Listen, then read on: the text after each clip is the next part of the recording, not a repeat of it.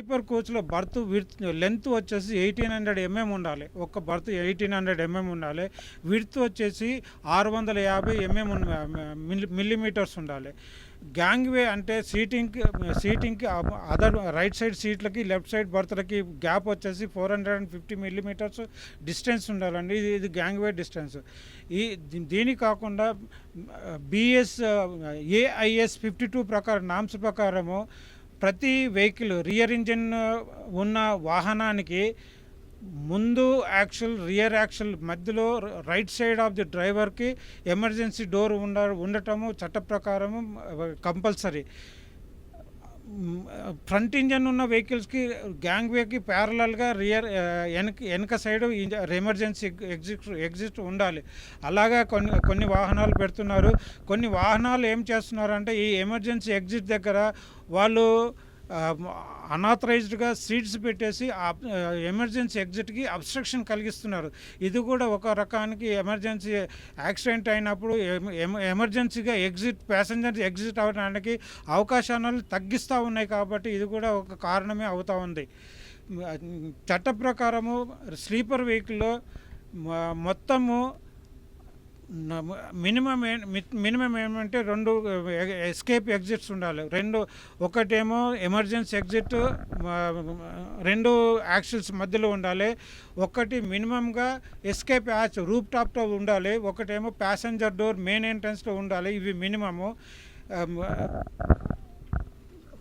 30 seating capacity కంటే ఎక్కువ ఉన్న వాటికి మాత్రము రూఫ్ టాప్లో 2 ఎస్కేప్ హ్యాచెస్ ఉండాలి. టోటల్ 5 అవుతూ ఉన్నాయి. ఇప్పుడు దానికి కాకుండా ఇప్పుడు లేటెస్ట్గా AIS 53 ఇంప్లిమెంట్ అవుతుంది. 1 అక్టోబర్ 2022 నుంచి ఇంప్లిమెంట్ అయింది. దాంట్లో 3 ఎస్కేప్ హ్యాచెస్ రూఫ్ టాప్లో ఉండాలి. ఒకటి ఎమర్జెన్సీ ఎగ్జిట్ ఉండాలి. ఒకటి main passenger entrance plus exit ఉండాలి. ఈ ఎమర్జెన్సీ ఎగ్జిట్ అనేటి లేదా ఎగ్జిట్ కానీ ఎంట్రన్స్ డోర్స్ కానీ బయట నుంచి మళ్ళీ లోపల నుంచి ఈజీగా ఆపరేట్ చేసే యాక్సెసిబిలిటీ ఉండాలి. బయట నుంచి పర్సన్స్ ఆపరేట్ చేయగలిగేట్టు ఫిట్టింగ్ ఉండాలి. లోపల నుంచి ప్యాసింజర్స్ బయటకు వెళ్ళటానికి ఓపెన్ చేసేటానికి అవకాశం ఉన్నట్టు ఫెసిలిటీస్ ప్రొవైడ్ చేయాలి.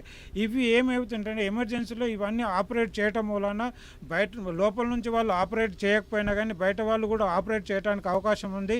ప్లస్ ఈ లోపల ఉన్న ప్యాసింజర్ని బయటకు తీసుకోవటానికి చాలా మెరుగైన అవకాశాలు పెంచుకోవడం జరుగుతుంది. కాబట్టి ఇవి మనము లోపల బయట ఆపరేట్ చేసే లివర్స్ కానీ పెట్టడం కంపల్సరీ. ఇప్పుడు ఈ ప్రమాదాలు జరిగినప్పుడు, అనుకోని ప్రమాదాలు జరిగినప్పుడు ఇటువంటి హ్యామర్లు కానీ, అటువంటి అగ్ని ప్రమాద నివారణ పరికరాలు కానీ ఏ ప్రైవేట్ ట్రావెల్స్లో ఉండట్లేదు. ముఖ్యంగా ఈ కర్నూలు ప్రమాద ఘటనలో అయితే అవి లేకపోవడం వల్లనే ఇంతమంది ఎక్కువ మంది ప్రాణ నష్టం జరిగినట్లు అధికారుల ప్రాథమిక దర్యాప్తులో తేలింది. అంటే ఇటువంటి వాటిని అసలు ఎందుకు ఉంచట్లేదు? వీటిని చూడనట్లుగా రవాణా శాఖ అధికారులు ఎందుకు వదిలేస్తున్నారు?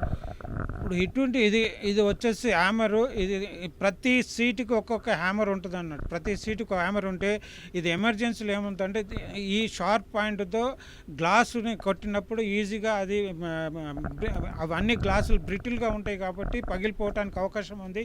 ఈజీగా ప్యాసింజర్ ఎస్కేప్ అవ్వటానికి అవకాశాలు ఉన్నాయి. ఇటువంటి హ్యామర్స్ బండిలో ఎన్ని సీట్లు ఉన్నాయో, ఎన్ని బర్తులు ఉన్నాయో అన్ని కంపల్సరీగా ఉండాలి. అది ప్రకారము రూల్ పొజిషన్ అది ఉండాలి. కాబట్టి ఇన్ని హ్యామర్స్ ఉండి ఎమర్జెన్సీలో గ్లాసులన్నీ పగలగొట్టుకొని పై బర్తులు కానీ కింది బర్తులు కానీ గ్లాసులు పగలగొట్టుకొని బయటకి ఎస్కేప్ అవడానికి అవకాశాలు ఉన్నాయి. కాబట్టి ఇవి కంపల్సరీ మెయింటైన్ చేయాలి. కొందరు ఏం చేస్తున్నారంటే ఏదైతే అనాథరైజ్డ్గా ఆల్టరేషన్ చేస్తున్నారో వాళ్ళ దాంట్లో ఇటువంటి ఎక్విప్మెంట్ పెట్టడం జరగటం లేదు. అది మన ఆర్టీఏ అధికారులు చెక్ చేసినప్పుడు ఈ చట్ట ప్రకారం ఇటువంటి ఇంప్లిమెంట్ చేయాలని వాళ్ళకి అవేర్నెస్ ప్రోగ్రామ్ చేయాలి. అవేర్నెస్ ప్రోగ్రామ్ చేసిన తర్వాత కూడా ఇంప్లిమెంట్ చేయకపోతే వాళ్ళకి చట్ట ప్రకారం బండి డిటైన్ చేయటమా, లేకపోతే CFX నోటీస్ ఇచ్చి వాళ్ళకి నియరెస్ట్ వర్క్షాప్కి వెళ్ళి లేదా ఐటమ్స్ రిపేర్ చేసుకోవటమా అని అటువంటిది CFX నోటీస్ ఇవ్వడానికి అవకాశాలు ఉన్నాయి.